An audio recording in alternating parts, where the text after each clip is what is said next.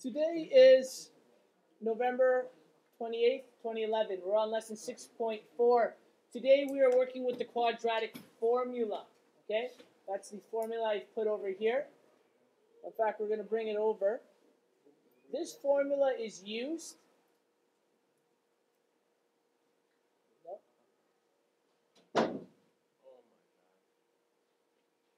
So, the quadratic formula, which we have written here, this formula essentially will solve for x-intercepts or x values when we're unable to factor standard form. Okay? In fact, this formula will always solve for the x value. Even if standard form is factorable and we can get a whole number, the quadratic formula will work. So this formula always works in terms of factoring. We specifically use it when we're unable to factor standard form, just because we've been practicing factoring so much. We're normally much faster at using our factoring by product than we will be at plugging numbers into this formula. But we're going to relate this today. The a in this formula comes up twice in the quadratic formula. The b in standard form comes up twice in the quadratic formula. And the c comes up once in the quadratic formula. Okay? And in fact, what we're going to do is we're going to solve a specific question. It will be example number 1 out of your textbooks. Example 1, we'll do 1b. 1b says 4x squared minus 12x is equal to negative 9. Now, in order to put things in the quadratic formula, I have to first be in standard form. Am I in standard form right now? What do I have to do in order to make this standard form? We're going to have to bring the 9 over. Okay? So what I'm going to do is I'm just going to move this a little.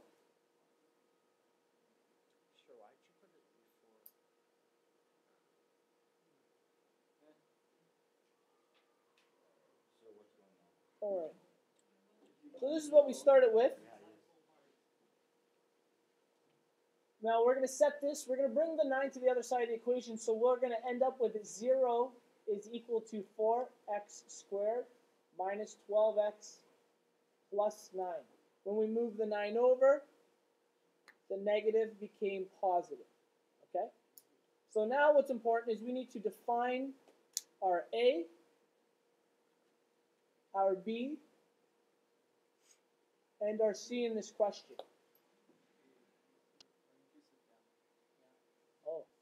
So, in order to solve this, we're going to plug it into the quadratic formula. Now, it is nice to make sure that this is something that we can't factor, because normally we are quicker at factoring things. So I'm going to quickly go over this. 4 and 1, 2 and 2, 1 and 9, 3 and 3. When I multiply all of them, we are going to be unable to get negative 12. Okay? This is unfactorable. I'm just going to skip that part and tell you that if we use our factoring, we can't do it. What we are going to do is plug this into the quadratic formula. So the quadratic formula states that x, and this is the exact same x that's in our equation here, they're telling us what this x is equal to. And those are our factors usually. When it's set equal to 0, those are our x-intercepts. X is equal to negative. Our b is negative 12. So we're looking at negative 12 plus or minus the square root.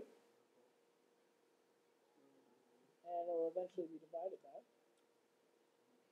the square root of negative 12 squared minus 4 times our a value, which is 4,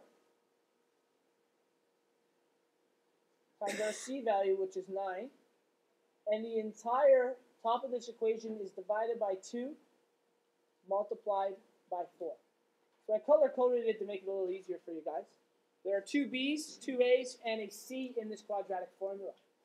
Now, the next step to this is to equate everything. Negative 12. That's going to be the equivalent of positive 12 plus or minus. What is it's minus, right?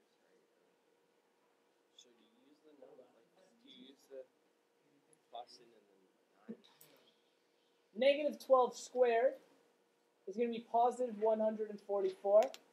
Subtract 4 times 4, 16 times 9 is 144. Oh, this so happened right there. Okay? This is all divided by 8. We'll keep going here. We get 12 plus or minus the square root of, what's 144? Subtract 144? 0. Divided by 8. Okay? Now, this is where we normally run the problem. I should have showed you an example where we didn't get 0 to start. But this term here means add and subtract. So what it means is we're going to split this equation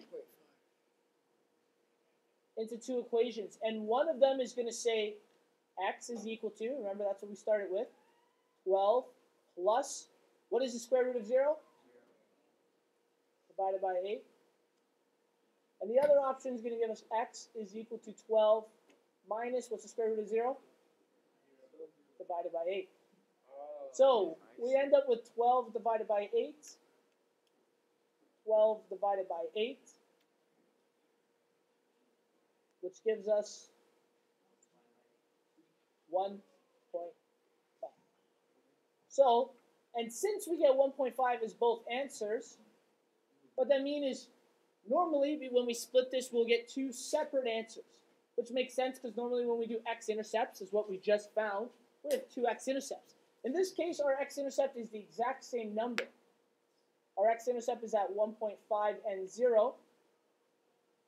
So let's do a quick rough estimate of a graph here. What does that mean in terms of our x-intercept? This is 1, 2. How many x-intercepts do we have? Just 1, and it's at 1.5 and 0. So what part of the parabola is this? That's the vertex. If we only have 1 x-intercept, that means we're dealing with just the vertex. Now, normally in these questions, we are going to come up with 2 x-intercepts. If there's 2, then we know the parabola is going to cross the x-intercept 2 times. And we're going to do an example of that now. Okay, our second example, they've given us this equation. What form are we in right now? That's right, we are in our standard form. What form do we have to start in order to do the quadratic formula? All right, so we're good to go. We're already in standard form. Our A value is what? B value is, and C value is? Good. So we have all that. I'm going to quickly tell you now, we are unable to factor this using whole numbers, our product by factoring. So we need to use the quadratic formula. Now, this quadratic formula in this question, not only do they want us to find the x-intercepts, is what the quadratic formula will help us do, but it's also going to want to find the vertex and the axis of symmetry. So we're going to graph this entire parabola using the quadratic formula. So we have our quadratic formula. We're going to plug our values in. Quadratic formula, again, is going to solve for our x-intercept. So we have x is equal to, our b value is 8, so we have minus 8 plus or minus the square root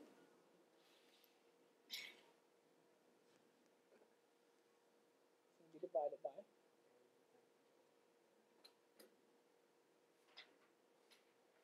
square root of our 8 squared minus 4 times our a value is negative 5, and our c value was negative 3, divided by 2 times negative 5.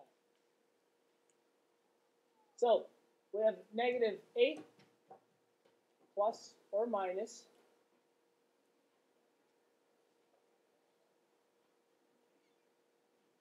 the square root of, what is 8 squared? Yep. Negative 4 times negative 5 times negative 3, negative 60. negative 5 times 2, negative 10. Good. Negative 8 plus or minus the square root of the number 4 divided by negative 10. Now, this is where it becomes important when we split our equation. The square root of 4. And in fact, you know what, I can take this one step farther, and I'm going to, just to help you guys out. What is the square root of 4? Yes. But the reason we have the plus or minus sign is because technically the square root of 4 is equal to positive 2, and the square root of 4 is equal to negative 2. That's why we end up with two answers. If I take negative 2 times negative 2, I will get positive 4. And when I take positive 2 times positive 2, I'll get positive 4. When we find the square root of a number we can find square root of, there will always be two answers, a positive and a negative version of it. So, negative 8 plus or minus, there are two answers there, divided by 10. Now we're going to split this equation. When we split the equation, we're going to get negative 8. And remember, this is x is equal to plus 2 divided by negative 10. And x is equal to negative 8 minus 2 divided by negative 10. Now we're going to be working with two different answers. Negative 8 plus 2 is negative 6 divided by negative 10. Negative 8 minus 2 is negative 10 divided by negative 10. X is equal to 1. And in this case, x is equal to 0.6. So our x-intercepts are 0.6 and 0, and 1 and 0. We found our two x-intercepts. That was the first part of the question. But they want us to graph this, which means they want the axis of symmetry and they want the vertex to this. So,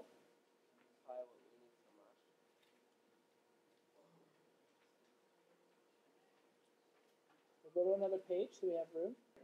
So I've split the page because they want us to find the vertex, okay? We need to find the vertex.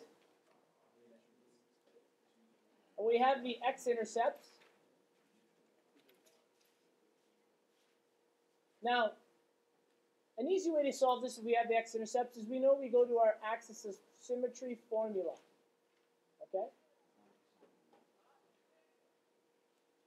Doesn't quite fit. There we go. We use our axis of symmetry formula, where this would be our R and this would be our S. We plug it into AOS is equal to 0.6 plus 1 divided by 2. Okay? That gives us 1.6 divided by 2, 0.8. Okay? So that means our axis of symmetry is at 0.8. And our vertex, the x value of our vertex, we know is 0.8. We need to find the y value. So in order to find the y value, we plug it back into our standard form.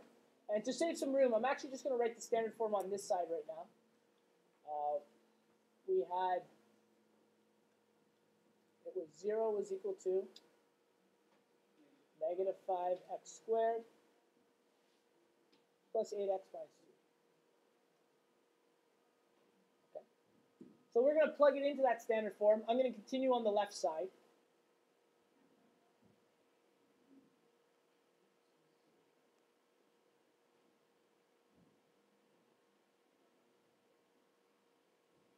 So our standard form again was 0 was equal to negative 5x squared plus 8x minus 3. Because our x value is at, this will be equal to y now. Because we're trying to solve for y, we're not looking for an x-intercept anymore. We're going to plug 0.8 into each of our x values. That's how you do this. Plus 8 times 0.8 minus 3. Negative 5 times 0.8, 0.8 squared, and we do bedmass first, times negative 5. negative 3.2. 8 times 0.8, I think it's 6.4. Yep. Minus 3. 6.4 minus 3, subtract 3.2, 0.2. So our vertex up here at the top is 0.2. So we found our vertex, and like I said, we can now graph. We have our two x-intercepts and our vertex. That's enough information to graph. We could even find a y-intercept. But what I'm going to do next is I'm going to show you the other way we could have solved for this. Now, this one will be a little harder, but we're going to go over going from standard form to vertex form, which means we're going to be creating a perfect square trinomial, and we're going to be using this little formula on the side. So if you guys recall, I divide the first two terms by my a value. My a value in this one is negative 5. So I end up with negative 5 x squared minus 8 over 5 x minus 3. I don't have a lot of room for side calculations, so I'm going to do it right underneath. We're going to be using this formula, our b divided by 2 squared. Now our b here is negative 8 over 5. I'm going to give you a hint. If you have a fraction, the fastest way to put it into another fraction, so we have negative 8 over 5 divided by 2 squared. That looks very confusing. What you can do is you can just push the 5 to the bottom of the equation and multiply the two denominators. So in other words, this is what I'm talking about. We would get negative 8 over 5 times 2. Okay? Yep. Squared. We would get negative 8 over 10 squared. And then to square those two terms, all I have to really do is multiply the top by the top and the bottom by the bottom. I'm going to get 64 over 100.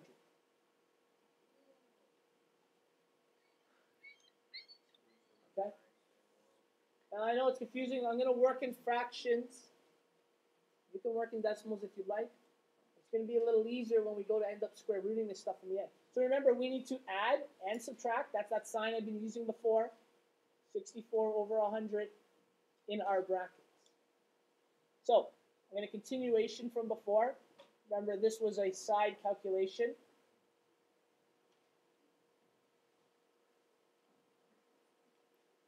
We get negative 5 x squared minus 8 over 5x plus 64 over 100 minus 64 over 100 minus 3. The next step would be to take out the negative part to the outside of the brackets, and we'll have to multiply by negative 5, which is our common term we took out at the beginning. We still have negative 5 x squared minus 8 over 5x plus 64 over 100. Now, negative 64 over 100 times negative 5, all I have to do is multiply my top part of the fraction by our negative 5. Because negative 5 as a fraction is negative 5 over 1. We multiply the tops of the fractions by each other and the bottoms. The bottoms will stay at 100. 1 by 100 is 100. So we take negative 64 times negative 5, positive 320 over 100, which is 3.2. Okay? But I'm going to leave it as a fraction for now, so plus 320 over 100 minus 3. Okay? Now, remember, we need to, in order to factor this, square root the first and the last number. This is where I'm telling you it's a little easier to square root by looking at numbers. Negative 5 What's the square root of x squared? Square root of 64 over 100? 8 over 10. Because square root of 64 is 8, square root of 100 is 10. It's easier to look at that and square root it as a fraction than it would have been to work with a decimal. So we get 8 over 10 as our second term. Many of you made this mistake. What goes in the middle? The negative, because the negative is the middle term. The middle term's negative, so we use a negative sign. Okay, plus 320 over 100 minus 3. Now, what I'm going to do here is, because we did get our answer as a decimal, we're going to change these to decimals now. You could have done it from the start, whatever you feel more comfortable with. What is 8 divided by 10? 0.8. 320 divided by 100? 3.2. Very good. Minus 3. We are now in our vertex form. It becomes plus 0.2. We're in our vertex form now.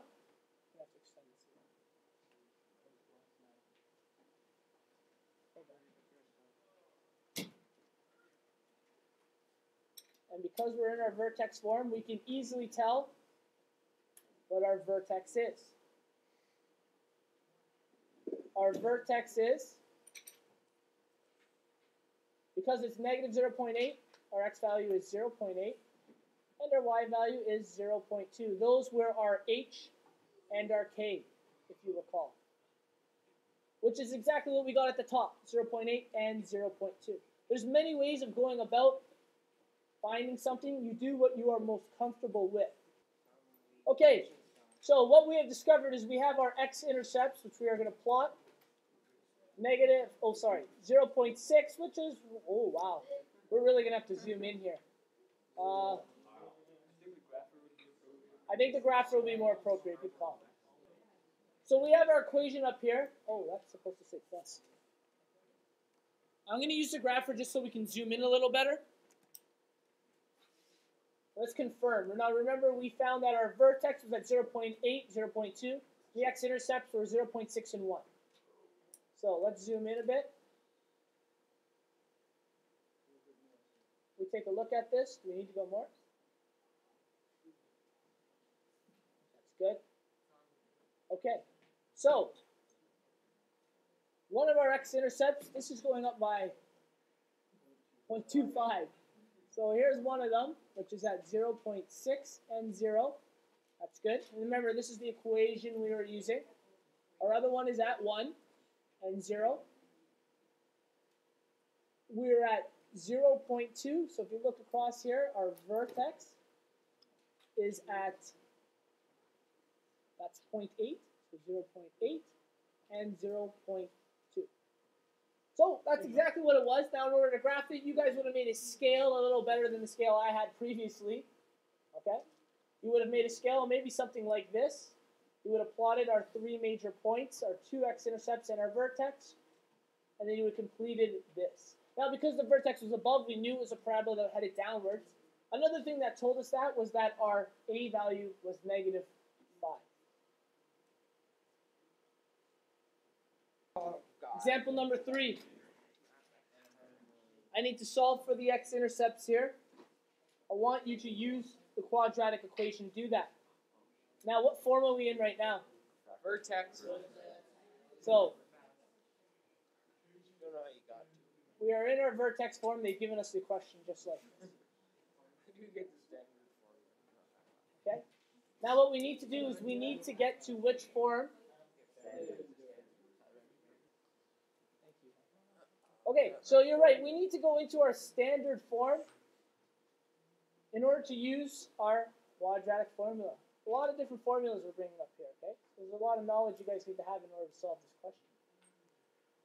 So, in order to use quadratic formula, I need to move this equation to our standard form. So, in order to move it to standard form, we need to expand and simplify. So we have negative x, We have x minus 2 squared plus 3. To expand and simplify, we're going to have to FOIL x minus 2 times x minus 2 plus 3.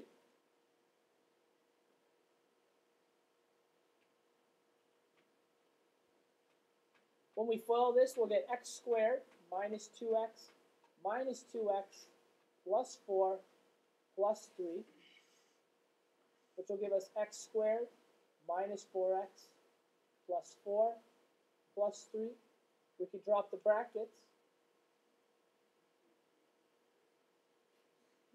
And when we do that, we get x squared minus 4x plus 7. I'm now in my standard form. Doesn't take long. Now that we're in standard form, we put it into our quadratic equation to solve. X is equal to, remember it's negative b, which is 4 in this case. So we have negative 4 plus or minus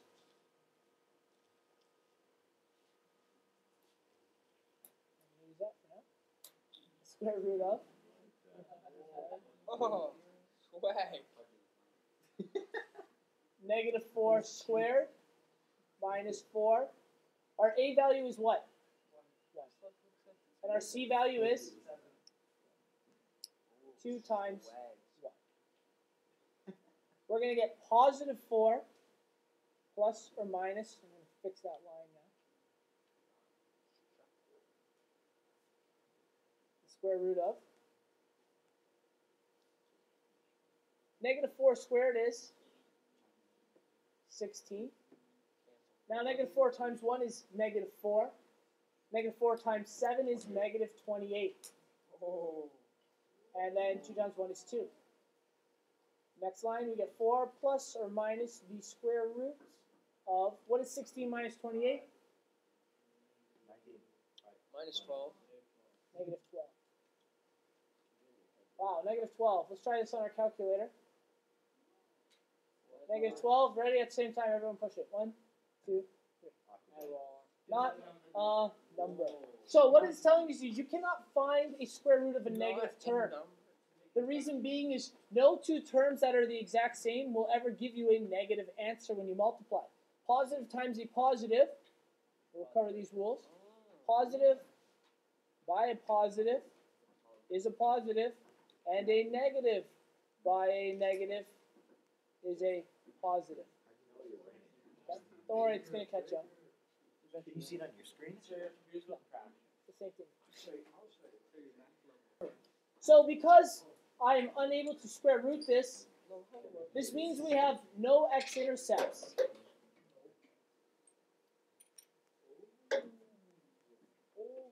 So if I have no x-intercepts, does that mean this parabola does not exist? Yes. No. It exists. It just means that it starts on the y. It just means that it starts and goes up. So it means either the vertex is above the x-axis and it opens up. Oh, wrong one.